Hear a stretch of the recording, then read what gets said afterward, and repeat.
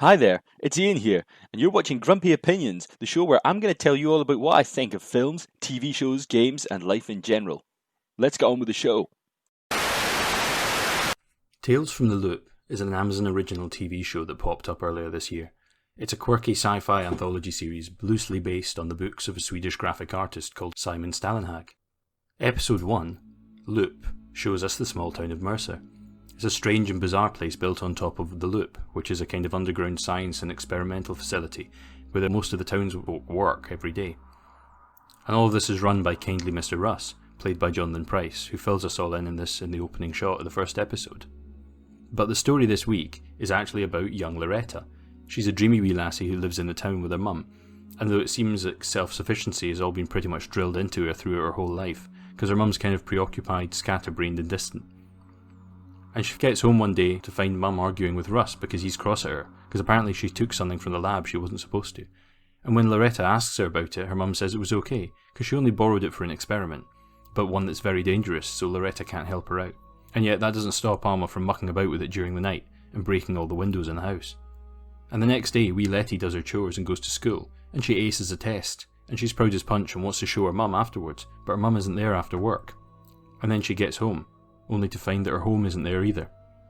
All that she finds is a strange angular chunk of rock in a field of snow. And when she picks it up and touches the ground, she gets flashes of her mum, and of her house disintegrating upwards. But Letty doesn't take any nonsense, so she heads off to find her mum, and enlists the help of a wee boy she meets nearby throwing stones at the local stray robot. And he shows her a crazy old shack with upside down snow, and they decide to ask his parents, but his mum is too busy chatting with Russ and has no time to talk to him. So they look at the rock, which floats, and then go looking outside again. First they go to the pier, and then they think to go to the Loop's front desk, and the security guard's like, "Alma who? I don't know any Alma." But that makes him think, and he phones up Cole's mum and mentions the name, and that kind of freaks her out a wee bit. And she ends up finding the kids at the local bar, and wee Letty mistakes her for Alma, and then runs back off to Cole's house, while his mum goes out to a blank field of snow and touches it because, if you haven't guessed it, she is Loretta. Which wee Letty finds out as well, when she sees exactly the same test paper she did that morning in Loretta's study, only old and crinkled. Then they meet together at the upside down shack and the pair of them chat, and it turns out Loretta always thought that this was just a childhood dream she'd had, and they agree to put the rock back in the eclipse down underside the Loop. And as soon as they do, wee Letty wakes back up in her own time, exactly at the moment she left.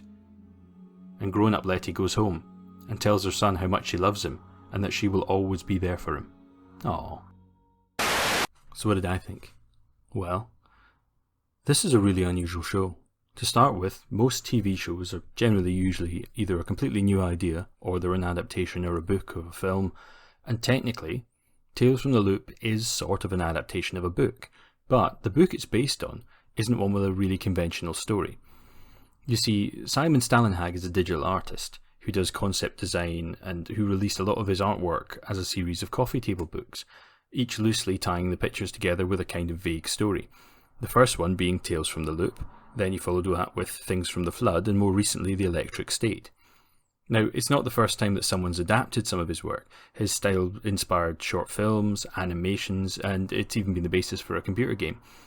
And you could have adapted it into a TV show in a variety of ways. I mean, you could have done it sort of Stranger Things, about a story of a bunch of children wandering around and hanging out. But instead, they've made the show into a kind of anthology. And an anthology meaning every episode is self-contained story, like something like The Outer Limits. Or more closely to this, something along the lines perhaps of Love, Death, Robots, which is an animated show of 5-minute long episodes where every story is a completely different short story, all tied to the theme of love, death, or robots.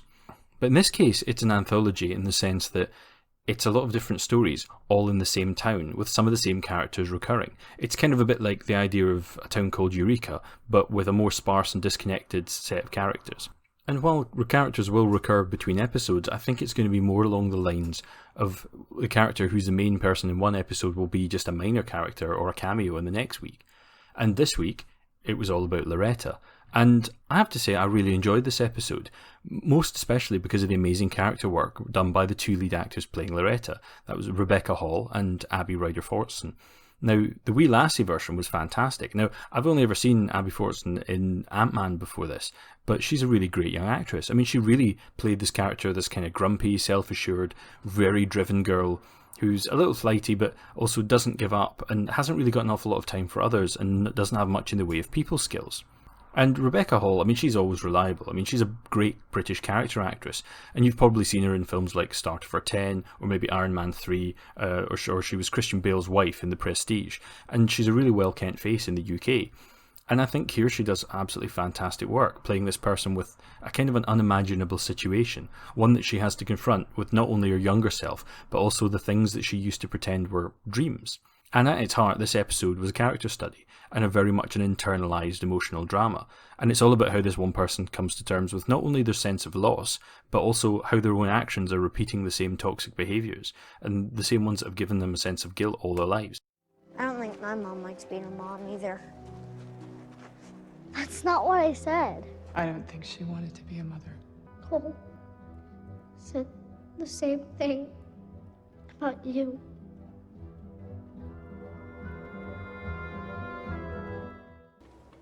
If I had a kid, I would never do this to them. I'd be there for them. Always. I'll always be here for you. It's really that, and not the mystery of Alma, that drives the key to this story forward.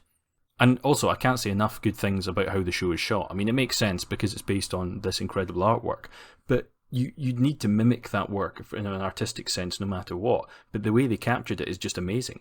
I mean, I've recently picked up a new TV, and this show looks absolutely spectacular on it, and it's some of the best cinematography I've seen on a television show in a long time. And not just that, there was lots of wonderful little touches, like the tiny little dolly zooms when Loretta touches the ground to signify that she's time travelled. I mean, it's subtle, but it's there. Or how that when she first touches the stone, the whites of her eyes seem to have gone a slightly blue colour. And again, it's just a very little subtle thing that you see. And I like that this story was told with a lot of little hints. Like the universe of the story is told that way, with like how the robot she sees at the beginning is slightly older and weathered later on when the boy's throwing stones at it. Or when the boy, Cole, you meet his father and his dad has a robot arm, and it's not really dwelt on that much. You see it for a few seconds. But also the fact that this is clearly set in the 1970s, with the first timeline being about 1950 something. And that way all the technology and the styles of everything is just a little bit dated, which adds to that kind of slightly off feel that the whole show has. And another thing that really caught me, which is a little difficult to talk about on a video like this because of the risk of copyright strikes, was the music.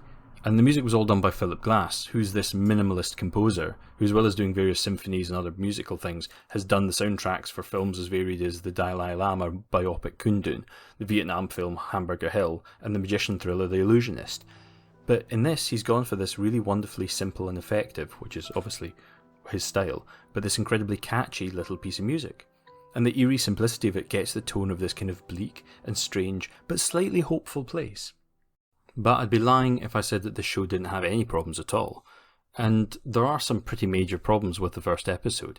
And you might not guess it because, as usual, I did a fairly hefty amount of moving stuff about during the recap and, skipping over little bits and bobs and tightening things up, because this episode was kind of all over the place pacing-wise and not in a very good way. And I compared this show a bit earlier to Love, Death, Robots. And here's the thing. Love, Death, Robots at least knows that the ideas and visuals are the important part, and it keeps the show's run times appropriate to each story. So some of the episodes are literally only about 2 or 3 minutes long, and I think the longest episode was about 18 minutes. But this is a 52-minute episode. There's only really enough actual plot to fill maybe half an hour of a show at most. The episode takes advantage of how good it looks and sounds and plays that off against how slow it is. And this is the same issue I had with early episodes of The Handmaid's Tale, where the show was basically 25 minutes of plot and information and dialogue, stretched out with huge amounts of slow motion walking scenes and beautiful vistas and silences, and then moments of voiceover of June dropping like huge nuggets of world building and story universe. But here, we haven't even got the voiceovers, it's just minutes of characters walking around in the snow. And it's very atmospheric, don't get me wrong, but when the plot is very obvious from the start, also from here, or here, or here.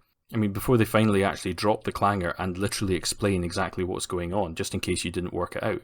If you didn't, great, but this is a sci-fi show, and you expect sci-fi things to happen. And I have to be honest, time travel was one of the first things that I guessed at, pretty much immediately that was what was going on.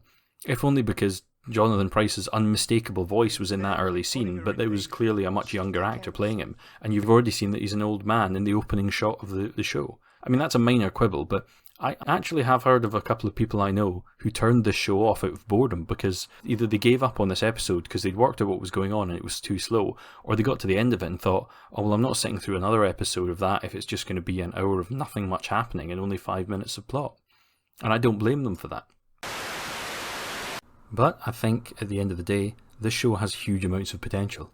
And I'm not going to let a few teething issues on the first episode get me down. There's 7 more episodes in this season, and I'm very keen to get my teeth into something slightly different, something slightly new. So, till next time, I've been Ian, and these have been my grumpy opinions.